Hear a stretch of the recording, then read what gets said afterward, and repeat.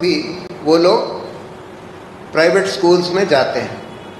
तो सरकार का तो काम ये था कि भाई एजुकेशन सेक्टर को अपनी ओर से खूब बढ़ाए, यानी कि अच्छे सरकारी स्कूल, कम से कम एक न्यूनतम स्टैंडर्ड के सरकारी स्कूल सब जगह बनने चाहिए और उसी में कई लोगों को रोजगार मिलेगा। ऐसे हमारे पास बहुत लोग हैं जो अनएम्प्लॉयड हैं, जो कि स्कूलों में काम कर सकते हैं, चाहे वो पढ़ाने का काम हो चाहे एंसिलरी काम। कई लोगों को तो उसी में काम मिलता, आपने वो नहीं किया। उसके अलावा आपने हेल्थ सेक्टर में बेसिक हेल्थ केयर, यानी कि सब जगह कम से कम न्यूनतम प्राइमरी हेल्थ सेंटर्स कम से कम हर गांव में होने चाहिए। लेकिन यहाँ तो कितने गांव हैं, कितने लाख गांव हैं देश में जहाँ प्राइमरी हेल्थ सेंटर भी नहीं है। वो सेटअप करना सरकार का काम था, लेकिन हम तो ये देख रहे हैं कि सरकार बिल्कुल उल्टा काम कर रही है, हेल्थ में भी एजुकेशन में भी।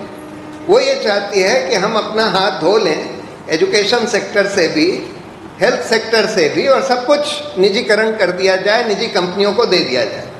और आपको पता है कि अगर हेल्थ केयर का निजीकरण किया जाएगा तो आम आदमी के लिए तो इम्पॉसिबल हो जाता है। 2-4 ऐसे क्रिश्चियन मेडिकल इंस्टीट्यूशंस हैं जहां पर कम दाम में इलाज हो जाता है, या कुछ चैरिटेबल इंस्टीट्यूशंस हैं जो कि सरकार के बाहर हैं। लेकिन अगर उनको आप छोड़ दें तो बाकी तो प्राइवेट सेक्टर में आम आदमी का पहुंचना इम्पॉसिबल है। आज तो आम आदमी प्राइवेट हॉस्पिटल्स में जा ही नहीं सकता क्योंकि उतने पैसे हैं ही नहीं। तो एकदम उल्टा काम हो रहा है। देखिए, कुछ तो बेरोजगारी की समस्या सरकार की नीतियों, इस सरकार की नीतियों के कारण है कि बड़े बड़े उद्योगपतियों को सब कुछ दे दो, पोर्ट्स, एयरपोर्ट्स, हाईवेज वगैरह, पब्लिक सेक्टर को खोखला कर दो। इस तरह की जो नीतियां, फिर ये जो नोटबंदी और बिल्कुल बेतुकी नीतियां जो चलाई गई, लॉकडाउन कर दिया गया वगैरह वगैरह, कुछ तो काफ़ी कुछ बेरोजगारी इन नीतियों की वजह से है। लेकिन कुछ बेरोजगारी जो हमारा आर्टिफिशियल इंटेलिजेंस आ रहा है, टेक्नोलॉजी आ रही है, उसकी वजह से भी बेरोजगारी हो रही है। और मेरा ये मानना है कि इस बेरोजगारी को बहुत हद तक रोका नहीं जा सकता। हम कुछ भी नीतियां बना लें, आर्टिफिशियल इंटेलिजेंस और टेक्नोलॉजी का जो जिस तरह से प्रोग्रेस हो रही है, उसमें कुछ बेरोजगारी तो लाजमी होगी। और इसलिए मेरा ये मानना है, देखिए, बहुत सारे लोग जो आर्टिफिशियल इंटेलिजेंस को समझते हैं, जो उस पर काम कर रहे हैं, उनका ये कहना है कि अगले 10 साल में करीब करीब 70-80% अनएम्प्लॉयमेंट दुनिया भर में हो जाएगा अगले 10-12 सालों में। चलिए, उतना ना भी हो तो 30-40% तो आप रोक ही नहीं सकते। 30-40% अनएम्प्लॉयमेंट दुनिया भर में अगले 10-12 साल में सिर्फ आर्टिफिशियल इंटेलिजेंस के आने से होने वाला है। अब उसका हम क्या कर सकते हैं? जो इसके जानकार हैं वो लोग ये कहते हैं कि हम लोगों को इवेंचुअली यूनिवर्सल बेसिक इनकम हर नागरिक को प्रोवाइड करनी पड़ेगी। यानी कि हर नागरिक को, चाहे उसके पास, अगर उसके पास खासकर एम्प्लॉयमेंट नहीं है, तो उसको एक मिनिमम, जिसको हम लोग यूनिवर्सल बेसिक इनकम कहते हैं, उसी का हम लोगों ने एक modified version right to employment bill या एक्ट बहुत छोटा सा बनाया था, जिसमें हम लोग ये कहते हैं कि जिसके पास मिनिमम वेजेस पर भी एम्प्लॉयमेंट नहीं है, उसको मिनिमम वेजेस पर एम्प्लॉयमेंट दिलवाना सरकार का काम है। और अगर वो भी नहीं दिलवा सकते तो कम से कम उसका आधा अनएम्प्लॉयमेंट अलाउंस देना पड़ेगा। और एम्प्लॉयमेंट भी उसके रेजिडेंस से रीजनेबल डिस्टेंस पर होना चाहिए, ये नहीं कि कहीं बहुत दूर। अब बहुत सारे लोग ये कहेंगे कि भाई 30-40% अगर अनएम्प्लॉयमेंट हो जाएगा और 30-40% लोगों को आपको एम्प्लॉयमेंट देना है या अनएम्प्लॉयमेंट अलाउंस देना है, चाहे वो बिल्कुल न्यूनतम वेजेस पर भी हो, तो उसका पैसा कहाँ से आएगा? पर पैसा उसके लिए कोई प्रॉब्लम नहीं है, बहुत आसानी से लाया जा सकता है। अगर आप सिर्फ ऊपर के 1% लोग जो सबसे अमीर लोग हैं देश के, उनके ऊपर थोड़ा सा 2% वेल्थ टैक्स और 1/3 इनहेरिटेंस टैक्स लगा दें तो उससे वो पैसा बहुत आसानी से आ सकता है। उसको ऑफ कोर्स एनफोर्स करना होगा। बहुत सारे लोग ये कहते हैं कि नहीं वो तो एनफोर्स हो ही नहीं पाएगा, लोग उसको सरकमवेंट कर लेंगे। वो सब आपको लीक्स प्लग करने होंगे और उसके तरीके हैं लीक्स को प्लग करने के। अगर विल हो तो इसको बिल्कुल आसानी से इम्प्लीमेंट कराया जा सकता है, ये जो वेल्थ टैक्स और इनहेरिटेंस टैक्स, और कोई रीज़न नहीं है कि उसको क्यों नहीं कराया जा रहा, क्यों नहीं कराया जाना चाहिए।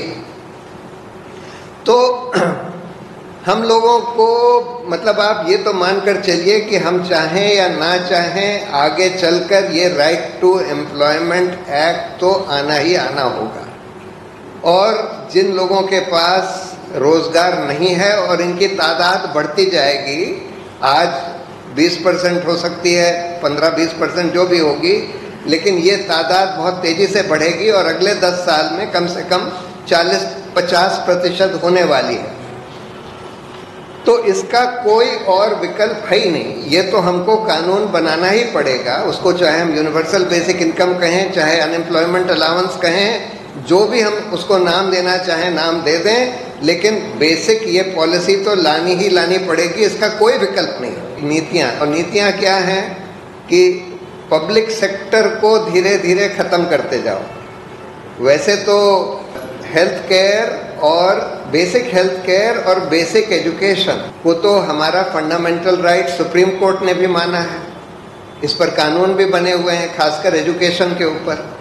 यानी कि बेसिक एजुकेशन, स्कूल तक कम से कम एजुकेशन प्रोवाइड करना 12वीं तक, तो सरकार का काम है।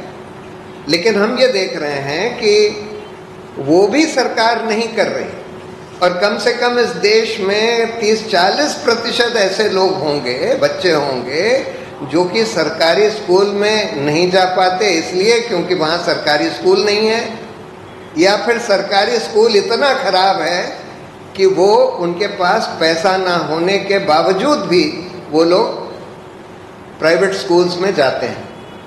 तो सरकार का तो काम ये था कि भाई एजुकेशन सेक्टर को अपनी ओर से खूब बढ़ाए, यानी कि अच्छे सरकारी स्कूल, कम से कम एक न्यूनतम स्टैंडर्ड के सरकारी स्कूल सब जगह बनने चाहिए, और उसी में कई लोगों को रोजगार मिलेगा।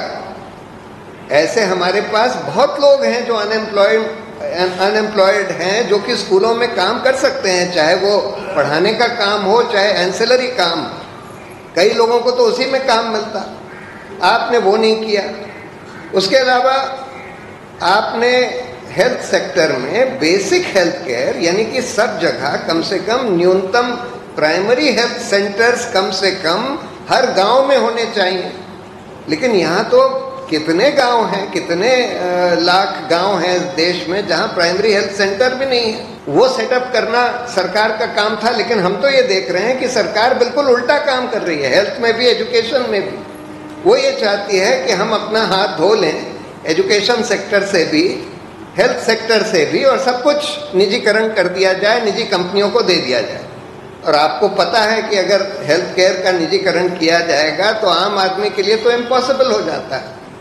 2-4 ऐसे क्रिश्चियन मेडिकल इंस्टीट्यूशंस हैं जहां पर कम दाम में इलाज हो जाता है, या कुछ चैरिटेबल इंस्टीट्यूशंस हैं जो कि सरकार के बाहर हैं, लेकिन अगर उनको आप छोड़